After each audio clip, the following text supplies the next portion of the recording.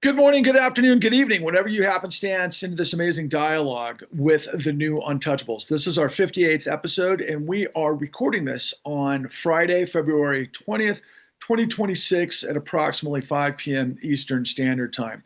And as always, a lot going on that we'll tee up, but I want to do quick introductions. To my immediate left is June Carbone, the Rabina Chair of Law, Science, and Technology at the University of Minnesota.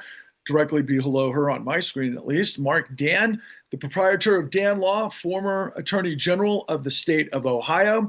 Right to his right is the executive director of the Government Accountability Project, Lewis Clark.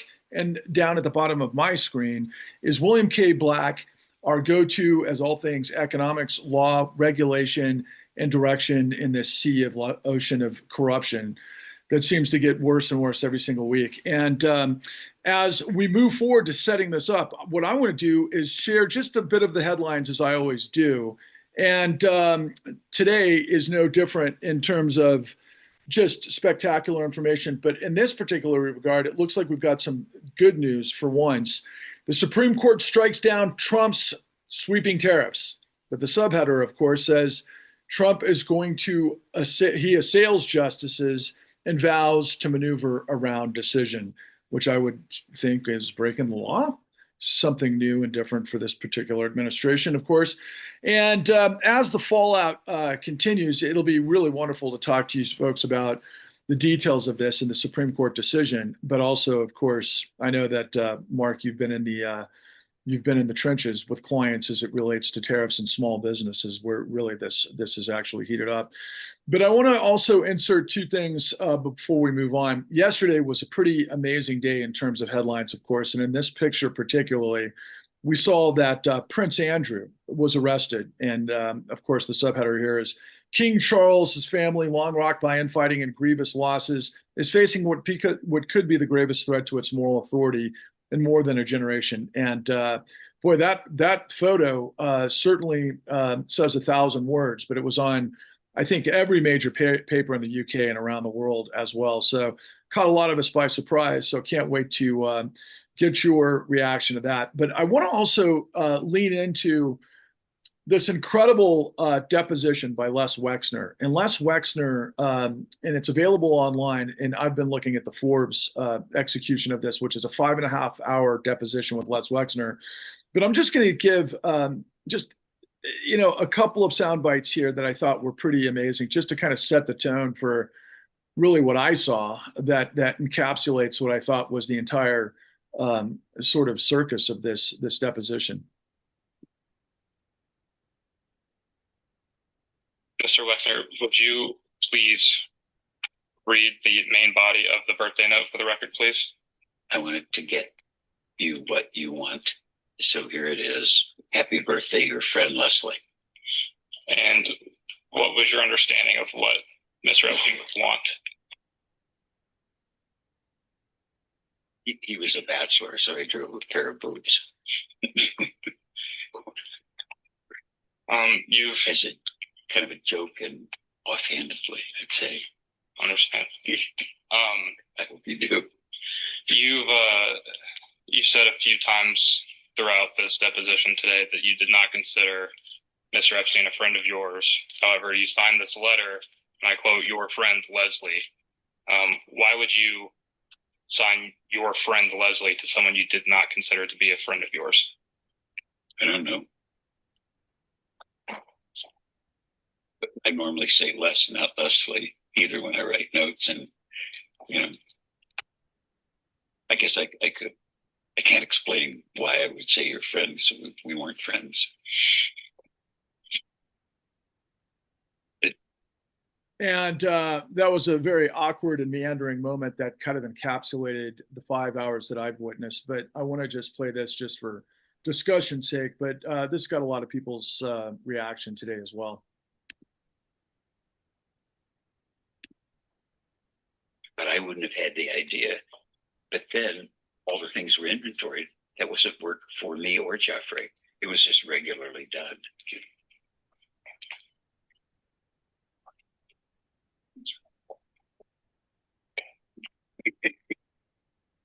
answer the question. Okay. A discrete question on a different topic. Okay. We know that at one point you owned a property.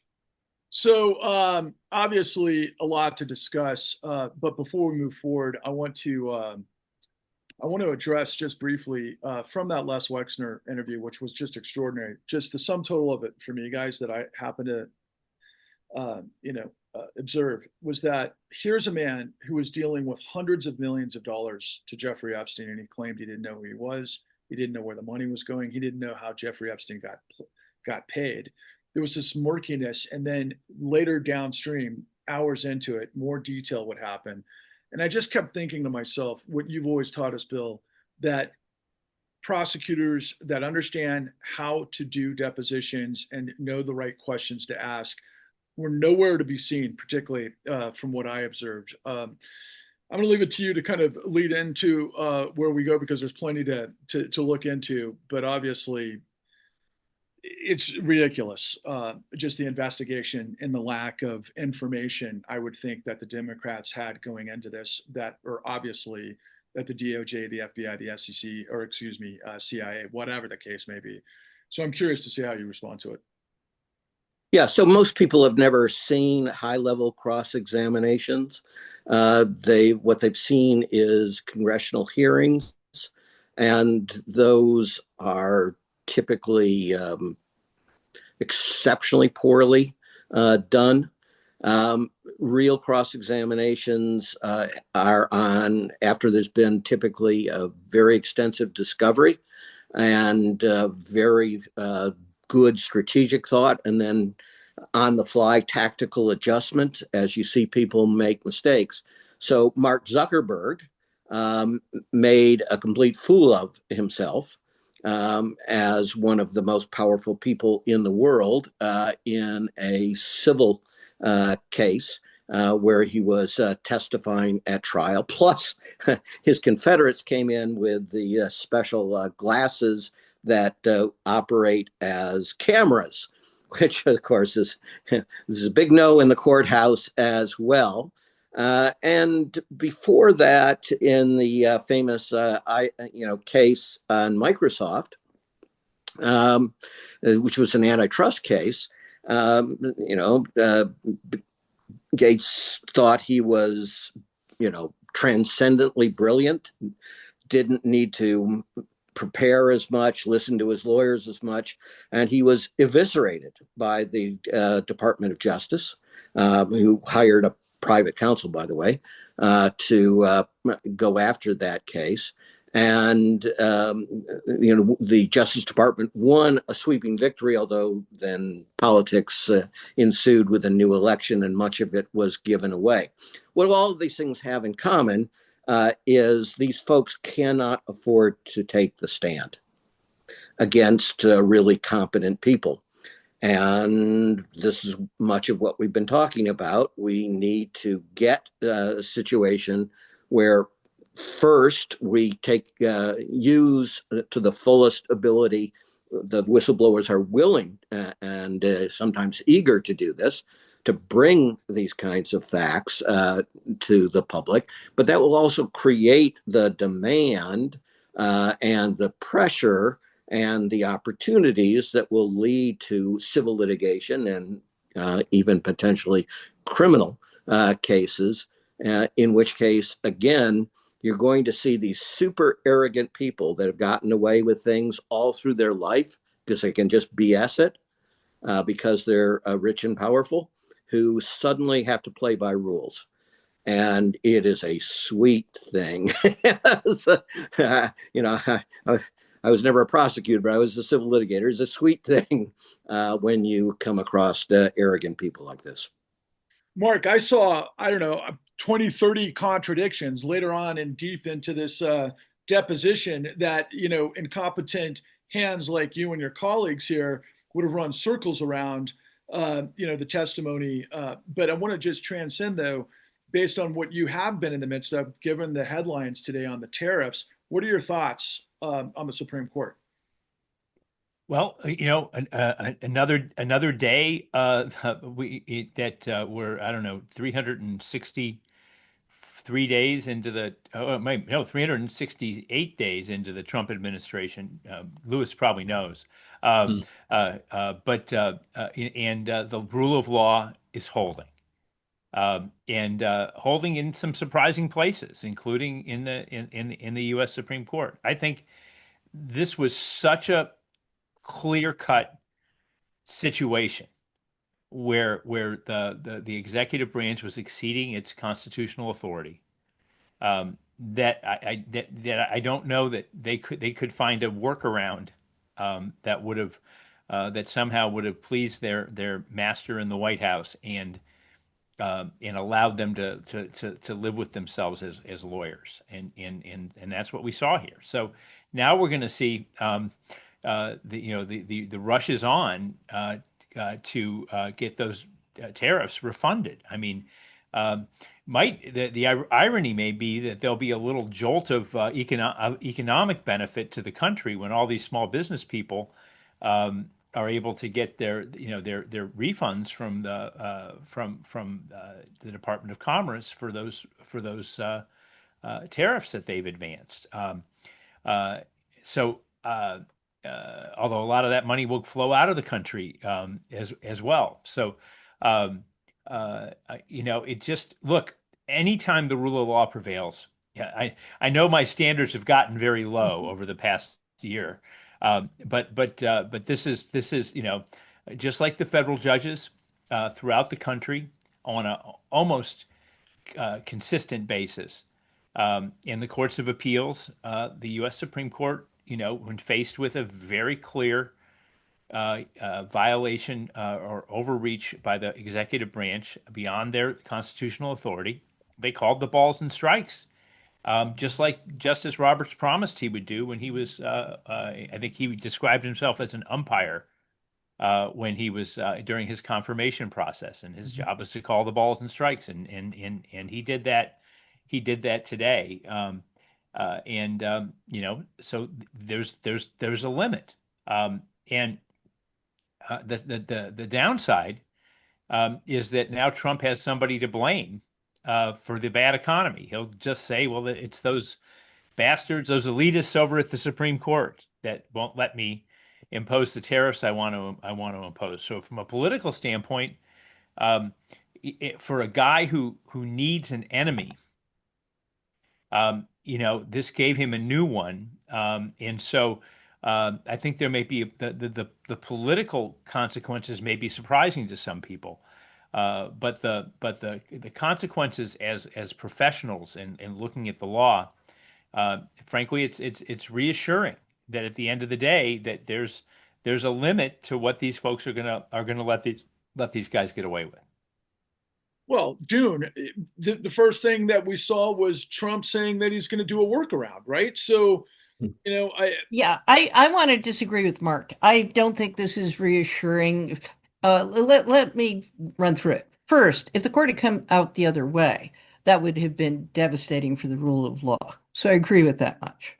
Secondly, the opinion, the 6-3 majority opinion clearly said, you can't do this. You don't have any authority to do this.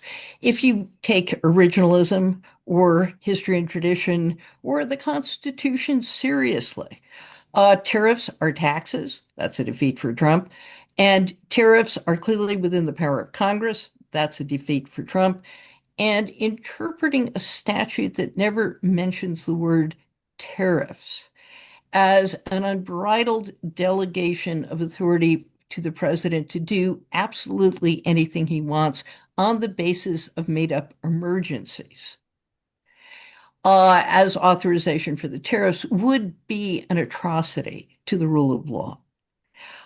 So the court says that clearly, and I applaud. But let me say why I don't view this as resurrecting the reputation of the Supreme Court. First, it should have been unanimous. I view the three justices who are saying Trump claims unlimited power delegated by Congress. We agree. We don't give that to Joe Biden in areas that are much more ambiguous in terms of history and tradition, but for Trump, everything. The three have been called partisan hacks. They are saying we are partisan hacks. Secondly, it's a defeat for Trump in part because of his own reaction. If you watch him, he looks like a petulant child. But one of the reasons I want to emphasize why I don't view this as a blow enhancing the integrity of the court. First, people like Scott Bessent were back channeling to the court and publicly as well. Go ahead, we don't care. We know that, hint, hint, we know the tariffs aren't good for the economy, but more importantly, we have alternative authority to do it. So it won't be the end of the universe if you rule in accordance with the law. That was signaled to the court. This is not a hill to die on. Secondly, and I think this is more important in understanding the role of the court. If you were serious about the rule of law in a case where there is unprincipled claim of unlimited authority from the beginning, you would say, okay, preliminary injunction stage.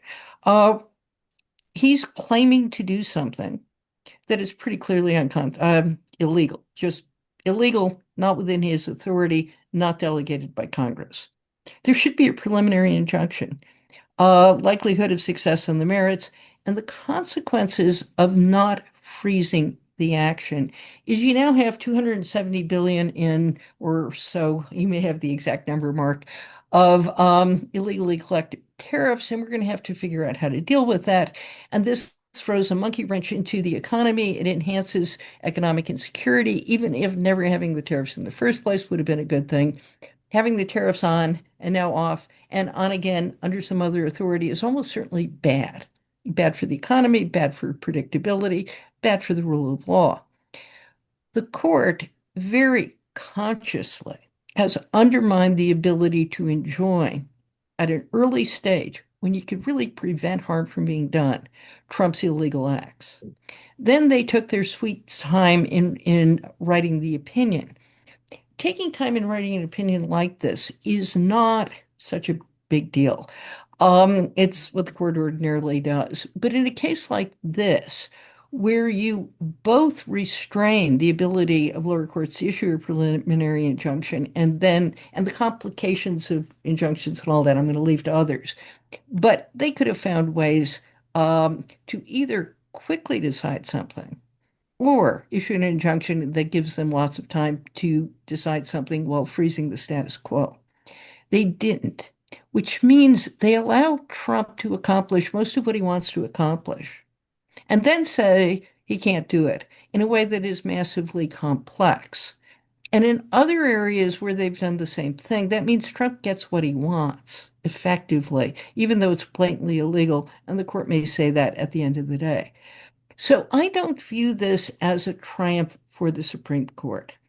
The final thing that's going on and why there's so many opinions and concurrences and dissents is that the court is jousting about something near and dear to the court's heart, which is the major questions doctrine. This is a doctrine the court has made up to say Joe Biden couldn't forgive student loan debt, and in a variety of other ways takes traditional congressional statutes that delegate authority to the president in an arena in which delegation is traditional, unlike taxes or tariffs, which are in the Constitution as entrusted to Congress. But in these other areas like student loan debt, there's a decent argument of delegation to the president.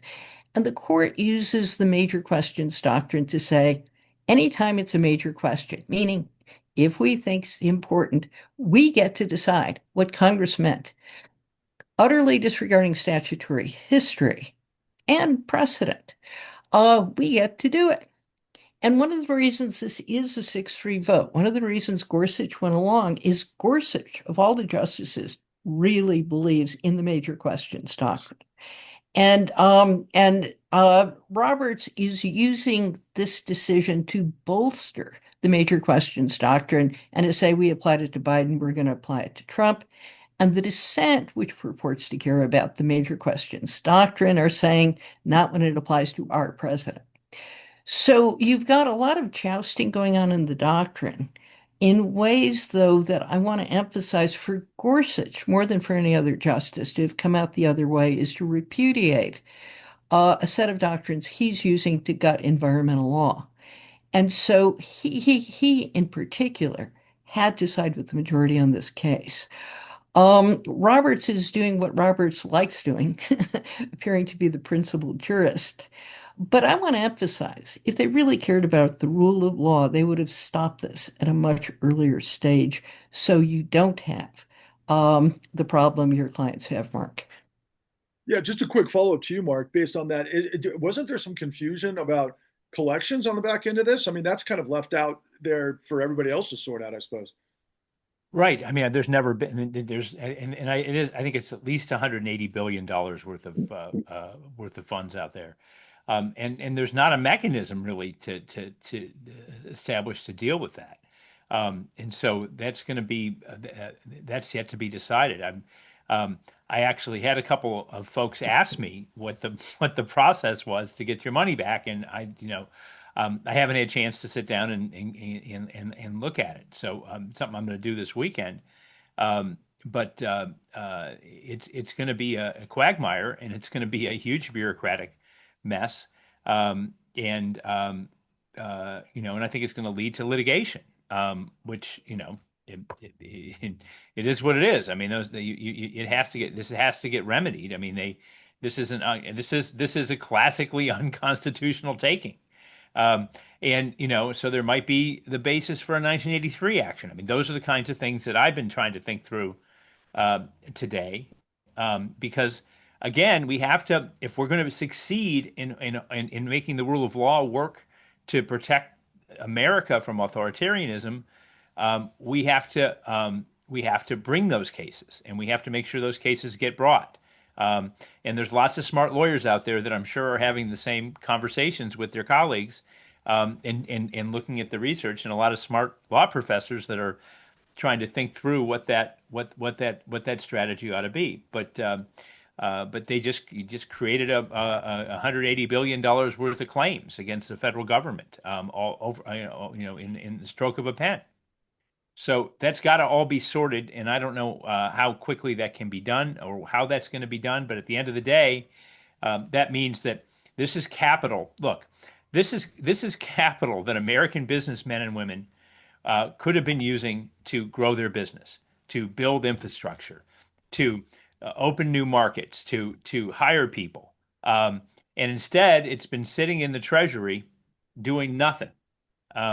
Or being deficit spent by Congress in the meantime, and it's going to have to be repaid. So that's the other side of this from a political standpoint. There's going to be a budget hole now, because those tariffs, I'm sure, certainly factored into the administration's budget analysis. I don't know what the Congressional Budget Office did with it. I don't know if anybody else knows, but at the end of the day, we've got budget problems, and this is only going to exacerbate those problems. And Lewis, I encourage you to go any direction you want to, but I felt compelled when I was especially watching the interview with Les Wexner, thinking to myself, all of these questions I know could ruminate from whatever the DOJ has, whatever the FBI had. I would imagine whatever the CIA has, and that's all complicated stuff way beyond my comprehension. But I felt compelled to ask you, and I hope maybe, depending on whatever direction you want to go with this, maybe interact with Bill about whistleblowers and strategy and things of that nature. But I couldn't help but think a lot of the stuff that was revealed in the last tranche of the Epstein files was so embarrassing and so illuminating to the most powerful in this country, that in the world, quite frankly, going back to, of course, what happened in the UK yesterday with the arrest, right? But there's such a hunger from the American people and around the world for justice, first and foremost. And it seems like a lot of that information somehow came through, whether it was incompetence or somebody inside allowing some of this information to get out there. Not asking you to reveal anything you're not comfortable with, but there's got to be whistleblowers that have got some incredible information that are raring to go. Well, there usually are, but whether or not they're able to, in terms of, depending on what their role is in government, is another question, or whether they'll have support if they do come forward. But I would just say that I just would observe that this person was a major figure with Epstein. In He totally funded the man, got him started, kept him in business, and and yet was never questioned by the Justice Department. And that goes back to a lot of different administrations as well. And to me, was playing out with all the Epstein uh, say findings or and documentation is that we do have a justice system which has been skewed against the average person, or certainly in favor of the oligarchs for a very long time. And both Democrats and Republicans have contributed to that, in my view. And I don't think they can continue to contain the American people, who really now very much in a very bipartisan fashion really cannot, they're not going to rest until all the information is out and is dealt with in some way, in some fashion. Well, Bill, yeah, if I can encourage you to interact with Lewis to some degree and whatever you feel compelled to. But again, to that point, like I saw on social media the reactions yesterday, like, okay, look, because of the arrest in the UK of royalty and so on and so forth, that all of a sudden everybody, because America doesn't seem to understand our system, they're like, oh, we can suddenly arrest Donald Trump. I'm like, do you not know who's in charge of the FBI and the DOJ? And of course, SCOTUS before that. But anyway, whatever makes sense to go forward. I would love to hear what you guys strategically consider. Okay, so first 30 seconds on the question about the tariffs. This is also going to create an international tension with probably 100+ nations, because there's certainly no clear mechanism for getting the money back to foreign companies. There may be a congressional bailout of domestic companies, but probably not in the foreign side, which means we've got a constant irritant that may continue for over a decade. Okay. As to Lewis's very apt point, ask yourself why you don't send out an investigator to actually question someone like this, who is an obvious critical witness. It is not safe to send out somebody and say, we don't really need to press this very fully. First, that creates a potential whistleblower, the person you've just given that instruction, and that instruction is going to look terrible. But second, as people have discovered to their horror, lying to federal officials in the course of their duties for the purpose of deceiving them is a federal felony. People who have gotten off on insider trading have gone to prison for lying. And so it is incredibly dangerous to begin to answer questions in a situation like this. So let's take the hypothetical that they had sent out someone from the FBI. And of course, FBI agents, special agents, don't go in singly. They always go in at least pairs. And they have a way that they take notes. They both take notes, and then they consolidate them into a single set of notes. And this is always to be able to say, we got two witnesses to this, and they're highly trained in how to do this, and they have no, bad motives. So if they say you said this in response to the question, that's probably what the court is going to conclude, or the jury is going to conclude happened. Right. So even if you're asking innocuous questions, you may well ask questions that they can't answer truthfully. And they got two choices. They can refuse to answer, ding, ding, ding, ding, ding, ding, ding, or they can answer truthfully. That's 2A, and 2B is untruthfully. 2A is Lewis's super point. Because if they start answering truthfully and you have to write up your report, and you got, again, the two FBI special agents doing this, then you've got a record of really bad stuff and no follow-up.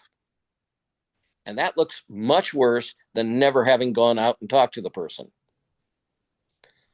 Or they lied to you, which is a federal felony if they did it with the necessary intent, and they will have, in a case like this, done it with the necessary intent, like 90+% of the time. It's not going to be something innocuous like, I didn't remember it was July versus February, 6 years ago. I wasn't trying to lie. I just have, a memory issue. But on things like this, in particular, what I mentioned earlier, these really high-level folks think they're super smart. They think they're much smarter than other folks, and they think they can bluff and brazen their way or bullshit their way through.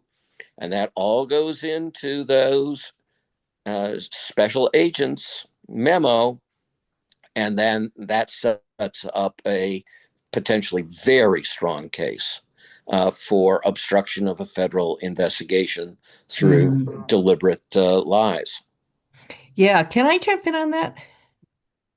So I think if we look at what's happening to Andrew, formerly known as Prince, it Not the Minnesota Prince. It illustrates some of how real investigations proceed. First, he's not being charged with sex crimes. He's being charged with abuse of his position. That is, sending an email with his itinerary on official business, which is proprietary government information, to Jeffrey Epstein. And that means you're charging him with something very easy to prove. Sex crimes are hard to prove. It involves something that typically happened in private between two people. You need the victim's testimony, and the victims are often not that credible. Bill describes how you can tear Mark Zuckerberg apart on cross-examination.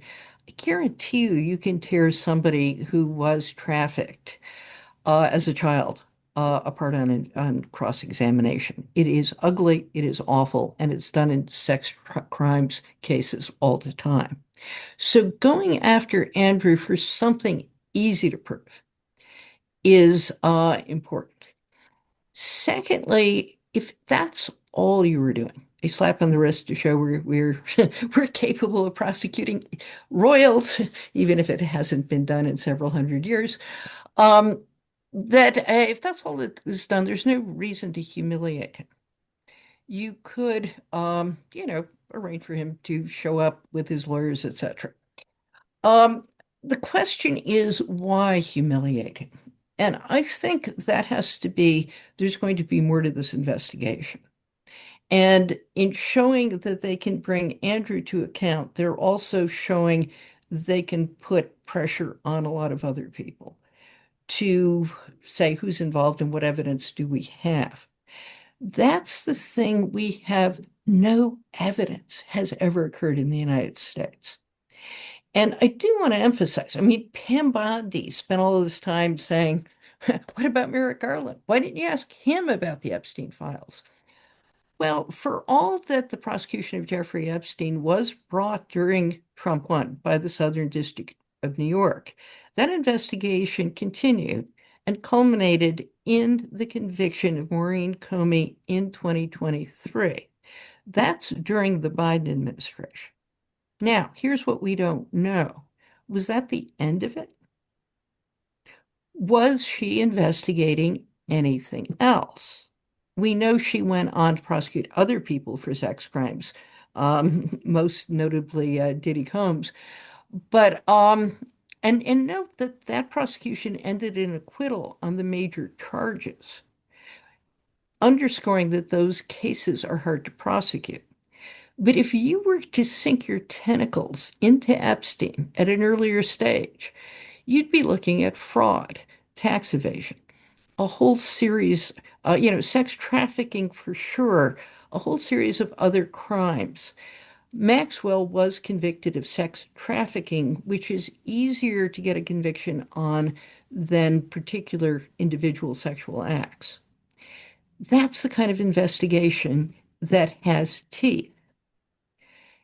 Did the Southern District, we know Florida didn't do it. We know DOJ didn't do it. Did the Southern District go any farther than Maurene Comey? We don't know. We know the major players seem to say the FBI never called me up, that there was no investigation. So that's kind of where I want to go with this. With Wexner, the question is not just going after him, although, I think he's clearly culpable in something. Who knows what? But rather, he goes, if you put the screws to him, he hates Epstein at this point. Could you get him to flip? Yeah. Why did no one do that?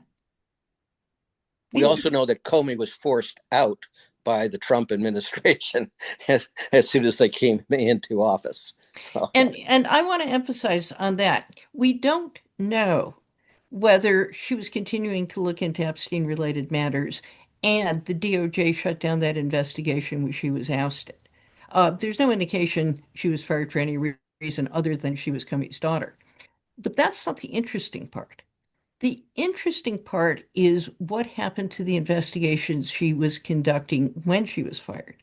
And what we do know, at least I've seen reports in the media, I can't validate anything, is that after Comey was fired, DOJ asked that all of the Epstein-related files in her possession be transferred to Maine Justice. And this was before the legislation was passed requiring their disclosure. What does that mean? I have no idea. Again, we don't know that she was conducting a further investigation. We don't know that it was shut down. But we do know if there's anywhere in DOJ in which such an investigation was ongoing, it would have been in Comey's shop. I have questions. Has anybody talked to her? I'd like to know that. Wow, I have questions for you all, but I want to ask you, Bill, first though. Does this potentially tie in to state legislatures and subpoenas and whistleblowers? Is that a potential based on what June just extrapolated or teed up? Obviously, if there are whistleblowers, but this brings back what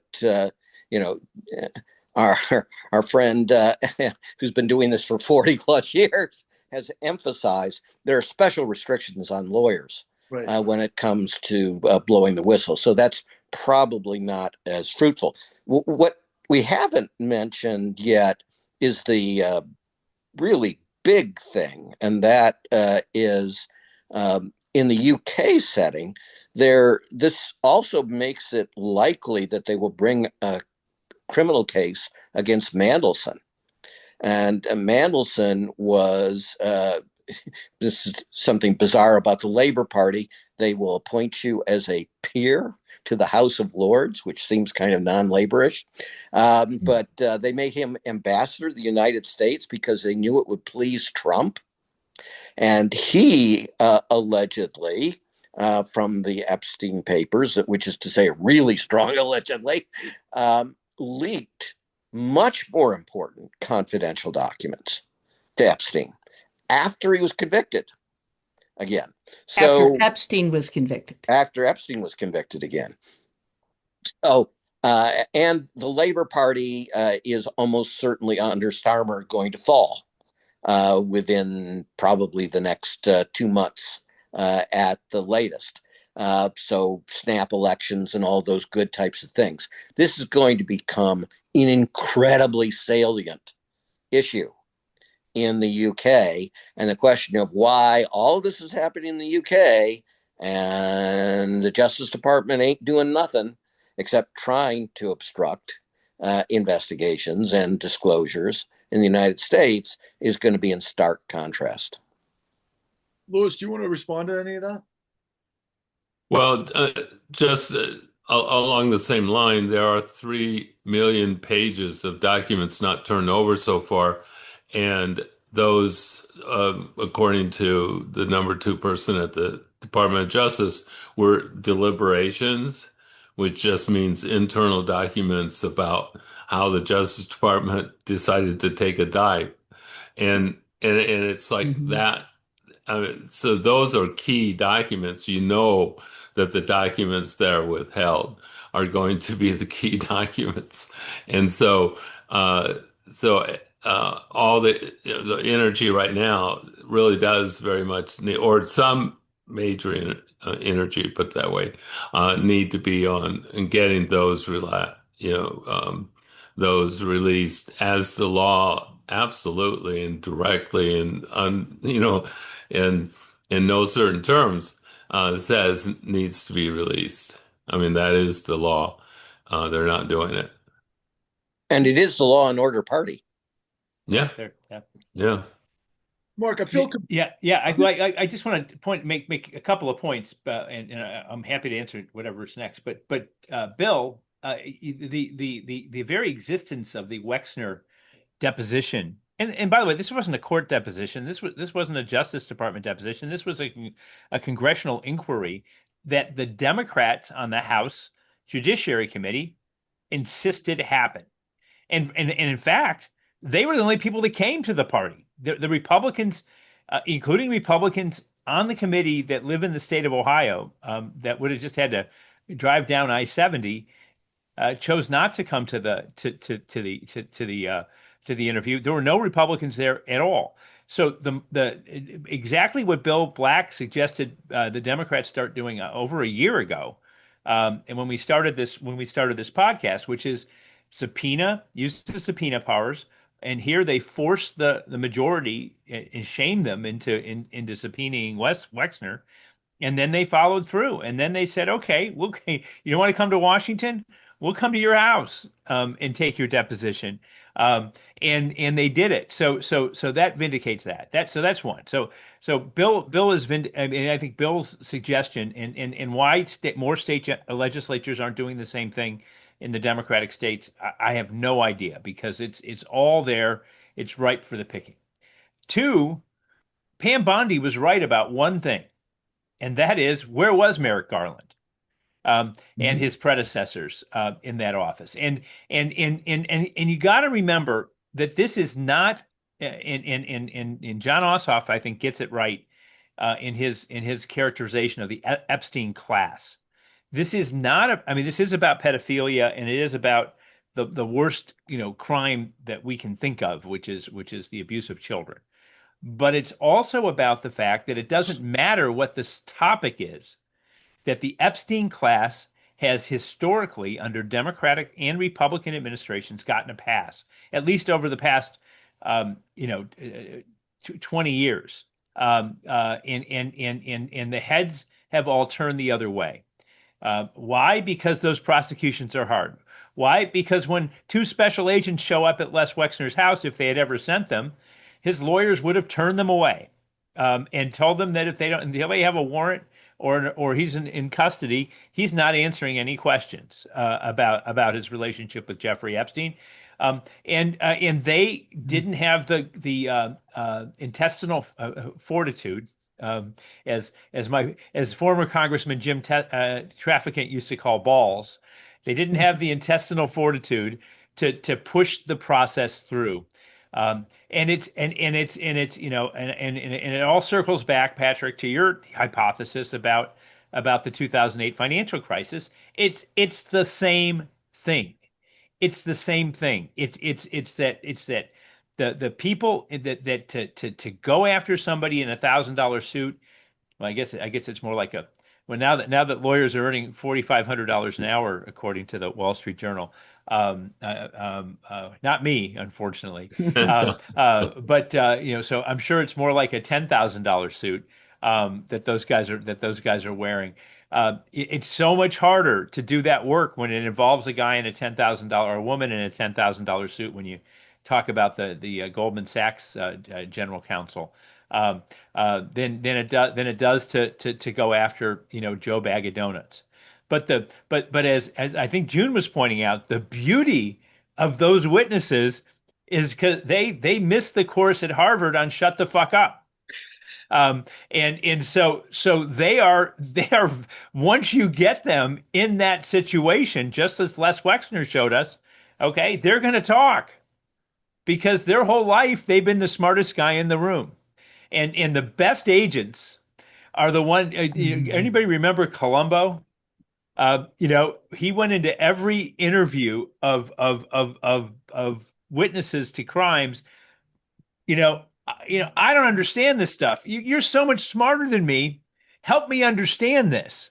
And people, frankly, like us, and those of our class of elite people, we can't help ourselves from wanting to show everybody how smart we are. So should they get? So if they had taken the effort to get past that layer of protection and gone and gotten the grand jury subpoenas that they needed to get, whether it was in 2008 with Epstein or in 2008 with Goldman Sachs, once they got those fellas and women in a room, they would have spewed tremendous information that would have been incriminating not just to them, but to the entire conspiracy. So, and the irony of this is part of the reason that we are dealing with Donald Trump in our lives is because they didn't do that in 2008 with the financial crisis, and now we know they didn't do it in 2008 when with a serial human trafficker and pedophile. It's beyond. I mean, it's not beyond dispute at this point. And even today, with all that information out there and understanding what the stakes are, they're not doing it now. There's no prosecutorial activity revving up in that regard at all. Now, the British apparently have dug deep into the Epstein files.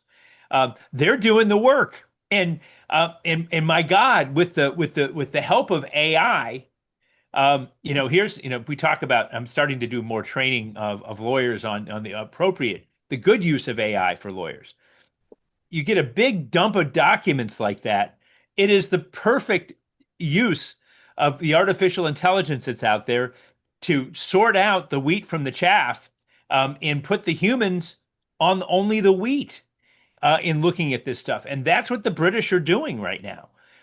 If there are, and honestly, if there are traders in Britain that were trading state secrets for whether it was a night out with a 14-year-old or a beautiful Romanian model, we're going to know about it. They're going to get prosecuted, and that's what should be happening here. And to Pam Bondi's credit, it's what should have been happening when Merrick Garland was AG, and it should have been happening when Eric Holder was AG, under Obama, and I mean, these are formidable guys, but at the end of the day, they took the easy road, and they never stood up to the Epstein class, and if somehow, and this now swinging back to taking off my lawyer hat and putting on my politician hat, if the Democrats can figure out how to capture that, and I think they're nibbling around the edges of it, then I think there's just incredible opportunity politically, because people have had it with the two-tiered system of justice in this country. They are over it, and they want to see changes, but they have to. But it's going to be a huge curve for somebody to prove that they're going to be the guy that's going to change that. Now, state AGs have an opportunity to do that. As Bill has pointed out, state legislators in majority positions can use that power. Who's going to be the one that's going to start to treat these elites like the rest of us? Because that's what underlies all of this. Yeah, can I respond to that, Patrick? I agree completely. And I think one of the things that we absolutely need, and I don't see happening, what are the priorities going to be when there is an opportunity to move? So I will tell you, I guest taught one of Bill's classes the day what's his name? Not Danford. Uh, what's his name? Bill, the financier with Trump, Manafort. The day the Manafort verdict came down. And I got credit from the MAGA supporters in Bill's class for pointing out two things. One, these cases are very hard to bring. You need massive amounts of resources. And therefore, whenever you look at these prosecutions, you are talking about a political decision to concentrate resources here. And the second thing is recognizing that there are certain kind of cases that are very hard to get convictions of. One in the Manafort case was when the bank is in league with Manafort, so that the bank president was in on the deal. It's the bank that's the victim, and nobody feels bad for the bank. But the fact you weren't also prosecuting the bank president is one of the reasons Manafort was acquitted on that, or at least there was a hung jury on that count. And I think we should apply those principles here. There are a number of people who are implicated in something dirty and possibly criminal is immense. The number of people who can be convicted is small, both because of the allocation of resources and because some of these crimes are hard to prove. Hard to prove for legal reasons, technical reasons. So, what should the master plan be? I just want to note today, and because of the tariffs will get no attention, the National Review has an issue devoted to Trump corruption, to his various scandals, including the ones involving the Middle East, and in which Steve Witkoff is involved. And they say outright, hey, we spent all our time yelling about the Biden crime family. The Trump crime family is an order of magnitude, two orders of magnitude, two more zeros at the end greater. And where is James Comer in investigating Trump? This is the National Review. So let me ask the question. We need an agenda, and I think an agenda that prioritizes which of the many Trump crimes it comes to the head of the list in terms of whom to go after. And I want to emphasize, if Trump destroys the Epstein files before he leaves office, and I predict he will try to destroy some of them, obstruction of justice, open and shut, or take him back to Mar-a-Lago with him, like the other files. In the bathroom. Yeah. Open and shut on a variety of grounds. Guess who has copies? Putin. One of the things the Russians run all through the corrupt Epstein financial deals, Trump's money laundering, the things that Epstein threatened to reveal about Trump when he was angling in 2016 and later to get a better deal, and almost certainly the sex itself, and creation of the networks that brought women and girls from Eastern Europeans to be trafficked by Epstein. Russian fingerprints are all over this. And I'm sorry, Patrick, when you showed Pam Bondi's testimony in one of our last podcasts, the point at which I guffawed, perhaps audibly, was when she said that the allegation that Russians influenced the 2016 election was untrue. That's perjury. Mueller got indictments against Russians for influencing the election. He may not have had proof that Trump was complicit in a quid pro quo way. He had extensive, verifiable evidence that Russians influenced the 2016 election, and Pam Bondi lied about it. So, where do we begin to demand accountability. There's too much. And a bipartisan congressional report confirmed that, by the way. I want to add one thing that is a friendly supplement to what Marc was talking about. The thing that cuts through all of these abuses is finance. Mm-hmm. Right? And so had they gone after, and of course, the Epstein class, what is the thing that cuts through all of that? Finance and the big investment banks. Had they gone after as fully as you can go after the great financial crisis, elite investment banker crooks, they would have flipped.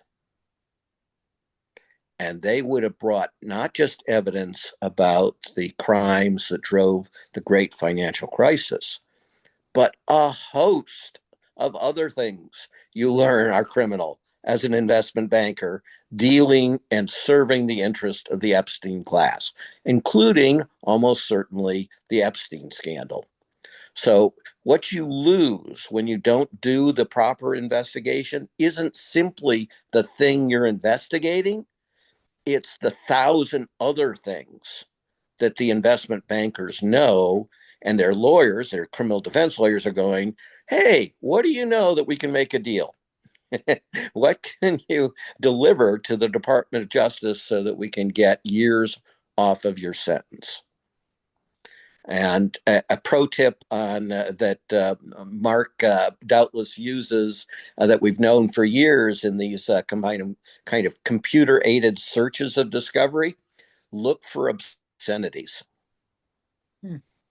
The documents where the people are swearing a lot often are the ones. On the Epstein files, that may not narrow it enough. Yeah, true enough, but that's because all of them are incriminating. Right. Well, yeah. Oh, go ahead, Marc. Yeah. Tom? No. I mean, these people value their reputations too, and so that embarrassment, if they can avoid it, is a huge incentive. But they, the Justice Department in 2008 never gave the investment bankers the chance because they just punted.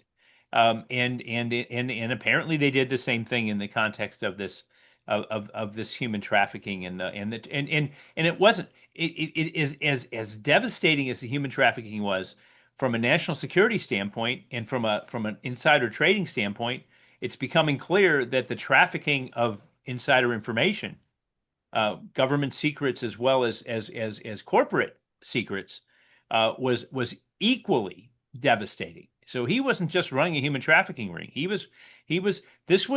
This is like the old days in Mahoning County, where I practiced for a long time, in Youngstown, Ohio, where the mob existed. The currency was in the trading of favors, and that's what Epstein was. He was the Bernie Madoff of favor trading, and he maintained a huge bank of favors, using all the old school, all the things that any good mobster would have known about: extortion, inside information, and sex.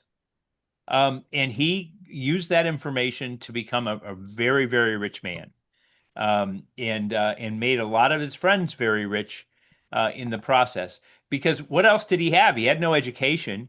He had no identifiable skills. He wasn't a learned professional. What he did is he trafficked in women and information. And in every corrupt country, what you look for as an investigator is the fixer. Yep. The con man. Right. Well, no, the connector. Yeah. Right. The connector, the guy you go to, and he won't tell you how he's going to do it, but you pay him the $20 million and you get the government approvals you need. What was who was Trump's guy? Michael Cohen. Right. Right. Roy Cohn. Roy Cohn. Roy Cohn. Yeah. The original. Well, Michael Cohen. Michael Cohen was a very poor imitation of Roy Cohn. Yes. And I don't think they were related. But no, I mean, One's Cohen, one's Cohen. They're both Kanye. But... And into June and Bill's point, that makes it very hard. The reason you traffic in favors as opposed to cash and bags of cash is because it's really hard to prosecute those cases. And you know what? They didn't fucking do it because it was hard. Mm-hmm. Honestly, that's the answer. And so how do we show America? Or who's going to show America? I'll ask this question. We're all washed up old people here, okay? But who's going to show America that they've got the work ethic and the determination to do it? That's the guy. That's the woman that's gonna lead us out of the desert into the promised land. Right, but that is how we did it when we were not old fogies, right? And that those thousands of convictions that we've brought the data on of the elite white collar criminals, that's precisely how we did it. Right. I mean, look, Bill and June and Lewis and I will be raising our hand. Put us in, coach. Okay, when the time comes, we will. Okay, but who's going to be the coach? Because America's not going to take us, but we're going to find somebody, and we need or some group of people that are willing to show how they get it, and then show us how to get there. Okay. No, Lewis is the world's expert on how many super talented people make sure that they will never be called on again.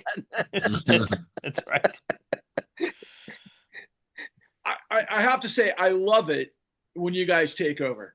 I absolutely love the fact that, because I could never in a million years know how to really gestate what I just was, witness to. But I want to say this for the audience. First of all, where you picked up, Marc, was really what I was hoping to infer, which June brought full circle and everybody else is establishing, right? What did we just see in the last couple of days, or over the course of the last 6 months, really, or 2 years when you go back to South Korea? South Korea tried to protect their democracy, did they not? Right? By taking down the corruption. Brazil did the same thing with their Supreme Court with Bolsonaro, right? And then we see the UK, right? If you would have hit the rewind button 30, 40 years ago and imagine that Brazil, South Korea, and the UK would take the lead, and what the United States has always been the greatest at the world to be able to be what it is meant to be. We could, fill that in terms of the integrity of the law and so on and so forth. But the questions that you brought up, I want to just establish to people in the audience, particularly those of you in journalism, okay? It's not just, right? You got to know who to get the information from, right? And what I saw in those questions last night with Les Wexner from the Democrats in the House, they had no idea to ask the questions and to conduct the investigation the way that you guys would have, first and foremost, okay? Second of all, how many times have we heard over the course of the last 6 months to a year, everybody ignored the Epstein victims, right? 20 years ago. And now you can't escape it. It's everywhere, right? It's front and center in the world all day, every day, 24/7. Meanwhile, we've got Lewis Clark with access to probably the most important people in the system that's happening right now, that we need to find journalists to tell the stories with the legal experts, with the plan that Bill's laid out, that you pointed out, Marc, that a year ago could have already transpired. We'd be well ahead of this because the Democrats aren't, for whatever reason. And I think it's because they're working for the Epstein class. Okay. It's the oligarchs. It's the robber barons. It's what we've been talking about the whole time. And, the people that need to reorient is the journalists, first and foremost, the audience. We got to build an audience around the new untouchables. These are the premier experts in the legal strategies and expertise in all things prosecutions, particularly as it relates to white collar fraud. They've done it for decades. And yeah, to Marc's point, they might be a little bit older, but my God, they're the only ones who know how to get us out of this madness. I would ask everybody to like, subscribe, and share. Please tune into the newuntouchables.com. Please reach out to me if you're in media. We've got to get this information out, and expertise and guidance and everything else. But in addition, more importantly, probably at the apex of all of this stuff, right? Or the heart of it, I should say, is if we could build the audience big enough We have access to people behind the scenes that have stories to tell that are only going to tell these stories if it's safe to do so because the entire country is reorienting and watching it. Because what did we just see, by the way, the UK? Pam Bondi's DOJ is still obfuscating everything that we're seeing come down the pike for accountability in the European countries as it relates to Epstein. Did I get any of that wrong? Did anybody want to add to what I just offered? No, but you can see Trump is, who's he supporting? He's supporting, the princes and such. He's supporting Bolsonaro. He's supporting the folks who wanted to be dictators in South Korea. That's what's happened to America. The president of the United States has chosen as his allies the most corrupt people in the world and is working not only to destroy the rule of law in America, but worldwide for elites. Because yeah, and if I can I follow up on that? Because one of the things that people like Anne Applebaum and other people who study tyranny emphasize, how do countries get to the other side? By prosecuting the tyrants. The Bolsonaro prosecution is absolutely essential. So is the prosecution in South Korea to saying this is wrong, antithetical to our traditions, indeed treason in the context of the United States, a betrayal of what America stands for and America's real interest in the world. I wrote an article called Legal Civil War, and in it, our conclusion, which we were kind of uncomfortable with, is that when the rule of law breaks, the solution is not to say something is illegal. It is for the party that represents the legal order to reimpose an order by an assertion of power that says the other side is illegitimate. And so when you had a rupture before the Civil War in the willingness to address the issue of enslavement, with the South asserting the power to impose slavery in the territories and to reclaim fugitive slaves from free states, the only solution is the imposition of the end of enslavement by force. And once you establish that principle, then you can rebuild a legal order. But if you cleave the legal order, you don't solve it by issuing the right Supreme Court decision. You solve it by imposing a regime that at its core makes clear the illegitimacy of what's happening.